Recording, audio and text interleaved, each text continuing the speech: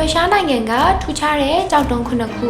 ဒေသခံတွေကရုရှားရဲ့တန်မာတဲ့အမျိုးသား9ယောက်လို့ဒေသခေါ်ဝေါ်ကြတဲ့ဒီကြောက်တုံးကြီးတွေဟာထူးခြားတဲ့ကြောက်တုံးကြီးတွေပဲဖြစ်ပါတယ်။ရုတ်တရက်ကြည့်လိုက်ရင်တော့လူတွေဖန်တီးထားတဲ့တည်ဆောက်မှုနဲ့တူညီနေတဲ့ဒီကြောက်တုံးကြီးတွေဟာတကယ်တဘာဝကြောင့်ဖြစ်လာတဲ့ဖန်တီးမှုဖြစ်ပြီးတော့